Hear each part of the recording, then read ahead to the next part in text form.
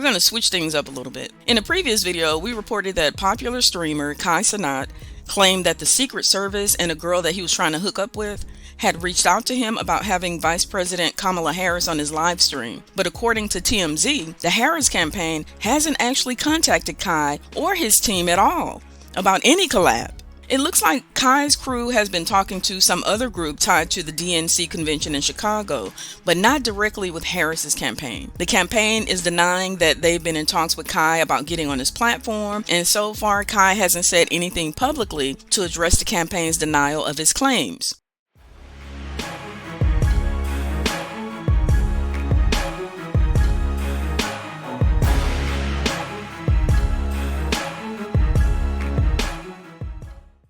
Why would Kai lie about something like that, though? They're just saying all that because he denied the stream. It's actually funny that I believe the streamer over the politician. They got rejected, and now they're trying to backtrack. The backtracking is insane. Somebody got to be lying, and I hope it's not Kai. It seems like there's some mixed signals going on here. I wonder what the real deal is. I guess we'll have to wait and see if Kai comes out with any updates. Legendary singer-rapper Lauryn Hill and the Fugees have canceled their planned tour due to low ticket sales. The tour was set to celebrate the 25th anniversary of their iconic album, The Score. Despite initial excitement, the group faced challenges in selling enough tickets, leading to the decision to cancel the entire tour. Lauryn expressed disappointment over the cancellation, emphasizing the importance of connecting with fans through live performances. The announcement comes as a significant setback for both Lauryn and the Fugees, who had not toured together in years.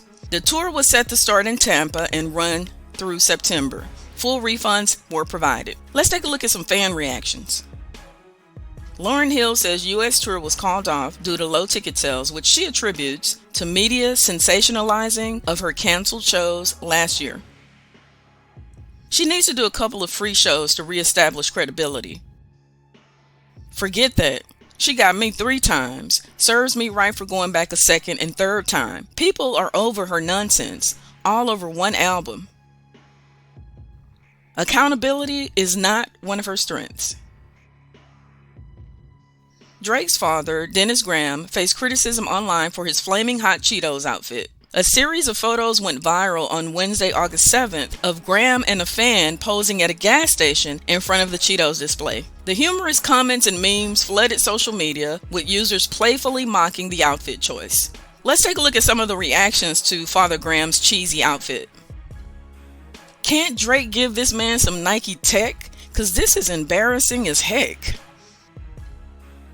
He looked like he signed a 360 deal with the gas station. It ain't easy being cheesy.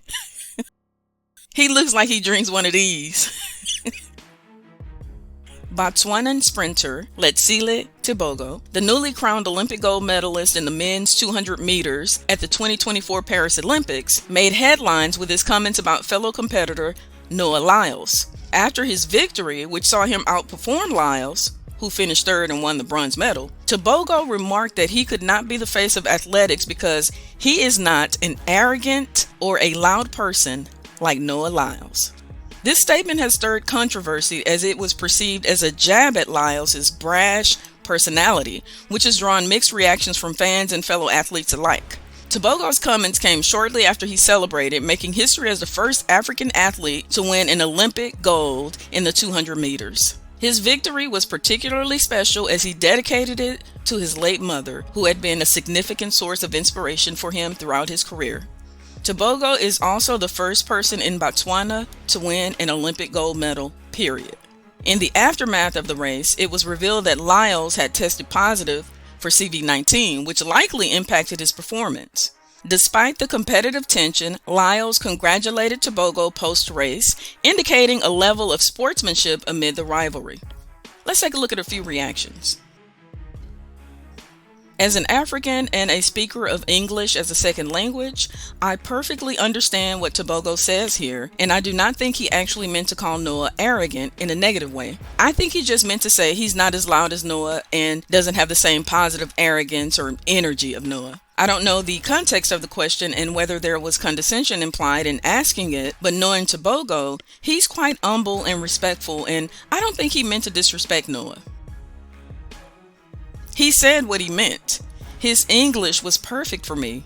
But let's be real. Yeah, he won gold, but that will be his last. Arrogant comment like that makes you arrogant. That's not how track competitions work, but I understand her frustration. Confident was probably what he meant. He wanted to say flamboyant, not arrogant. Many of us understand what he meant. Today, August 9th, 2024, marks what would have been Whitney Houston's 61st birthday. As we remember her, the world reflects on the profound impact she had on music and culture. Whitney's powerful voice, unmatched talent, and emotional depth in her performances left an indelible mark on the hearts of millions. Hits like I Will Always Love You and Greatest Love of All continue to resonate, transcending generations and inspiring countless artists. Her loss is deeply felt, as she was not just a singer but a global icon whose influence extended far beyond music. Whitney's legacy lives on through her timeless songs and the trail she blazed for future artists, especially women of color, in the music industry. Today we celebrate her life, her contributions, and the enduring spirit of a legend who will never be forgotten. Rest in peace. Let's take a look at some fan tributes. Happy birthday to this absolute legend. We will always love you. Celebrating her legacy today with love and gratitude.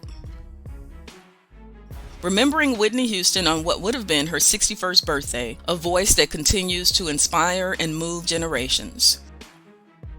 There will never be another Whitney. We miss you so much. In my opinion, Whitney had the most amazing singing voice and is up there with Ella Fitzgerald, Nina Simone, and Eartha Kitt. Gone too soon. They don't make super talent like this anymore. Happy heavenly birthday, Whitney. Rest in peace and power.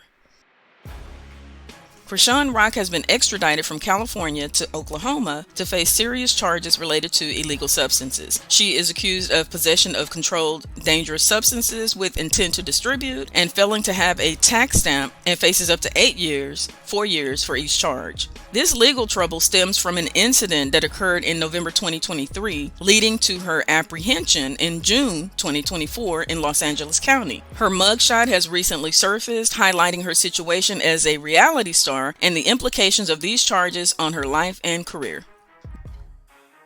Rapper Travis Scott was sent to the Slammer in Paris following an altercation at a luxury hotel in Paris. French authorities reported that Scott allegedly put his hands on a security guard who intervened when Scott was putting his hands on his bodyguard. The incident led to police being called to the scene, and the case has been forwarded to the judicial system for further investigation. At the time of his apprehension, Scott was in Paris to attend the Olympics and had been seen at a basketball game featuring the U.S. men's team. This incident marks yet another legal issue for Scott, who was previously taken into custody in Miami Beach earlier this year for charges that were later dismissed. Let me know what you think about these stories in the comments below, and be sure to like this video and subscribe or follow for more content like this. Thanks for watching. See you on the next one.